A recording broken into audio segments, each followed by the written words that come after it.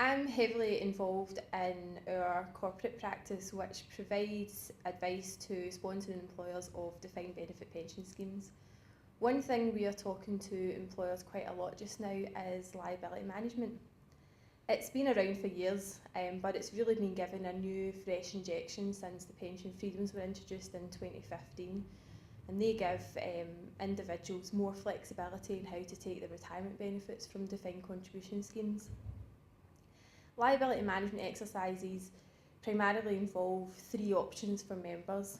So you can give the member the option to transfer out of the scheme, to take their benefits as a lump sum if they meet certain regulatory requirements, or to change the shape of their benefits in retirement in terms of how their benefits increase. They can really be a win-win for the sponsor and the member if they're running the right way. They give individuals more choice in how to take their benefits at retirement, and they can result in significant cost savings for the employer, because often the options that are offered to members are lower cost than the cost of providing the benefits on an ongoing basis or the cost of providing the benefits on a buyout basis. So if you are a sponsoring employer and you are thinking of considering a liability management exercise to either help with funding the scheme, help to reduce risk, or provide members with more choice in retirement, what do you need to consider? So I've tried to come up with a handy way to remember this, and it's all to do around the word options. So the first thing you need to consider is the own options, which is outlay. So what can you afford? What can you afford to do? There's really two main ways that we would approach this in Spence. You've got the big bang exercise that you could run where you target the full membership, or you've got the business as usual exercise. If you don't have a lot of available funds but you want to do something, the business as usual exercise might work for you. So this involves things like including transfer value statements in retirement packs, or writing to members just to remind them about the options that they have at retirement. We tend to see some uptake from those exercises, but where you get the real big wins is where you do a big bang approach, where you have a targeted exercise and it's often incentivised by the employer as well. So where the employer can provide an incentive for members to take up an option, we tend to find that that is a lot more successful.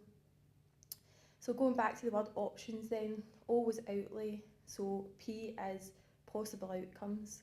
So within Spence, we would recommend that you carry out a feasibility study. So what this does is it looks at your membership, it determines what options you want to offer members, how those options compare with the ongoing funding cost, how they compare with the buyout cost, what any incentives might look like, and what the cost of the exercise might be.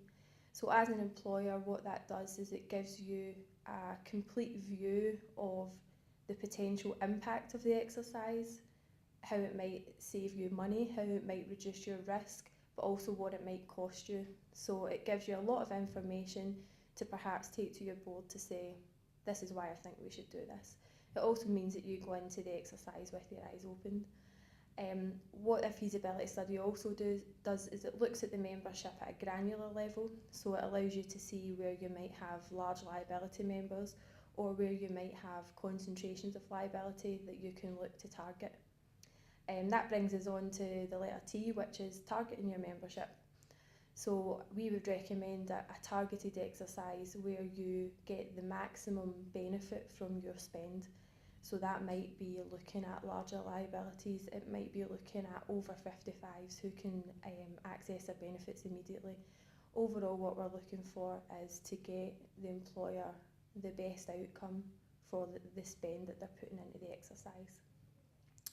So we've had O, P, T, the next letter is I, which is for independent financial advice. So the Code of Practice for Incentive Exercises advises that employers should pay for independent financial advice when incentives are offered. We would generally recommend that if you were carrying out any big bang type exercise, that independent advice would be offered to help members with the decisions that they have to make, because they're often quite complex and difficult to understand. It's really important that you choose a financial advisor that has significant experience in carrying out these types of exercises. They are very complex, they're very difficult to manage, and it's really important that you have a financial advisor that's got that experience. We would also recommend perhaps initially screening the membership to determine what members would be suitable for certain options, because this can sometimes reduce the cost of financial advice, which can be quite expensive. The next letter is O again. O is for operation. So you want a really strong team project managing the exercise for you. So it's really important that you appoint an advisor that's got experience in managing these types of exercises. As I said previously, they're very complex, and it's important that they're run properly, and they can be a win-win for the employee and the member when they are. The next letter is N, so you should consider the needs of your membership. So what do the members need to fully understand the options that they're being given? Are written communications enough? Do you need to hold presentations? Would a dedicated helpline or email address be helpful? It's really important to look at your membership and do what you can for them to make sure that the outcome of the exercise is the best for both parties. And that brings us on to the final letter, which is S. And S is for sound communications. So when you're writing to members and offering them these options, make sure that communications are jargon-free, easy to understand. As I said before, they can be very difficult to understand. Defined benefit pensions aren't easy, so it's really important that we help members as much as we can understand the options that are available to them and what they can do in retirement. So hopefully that list helps if you are considering a liability management exercise. So if you would like to give members more options, then remember to consider your options, look at the list, and please get in touch if we can help you.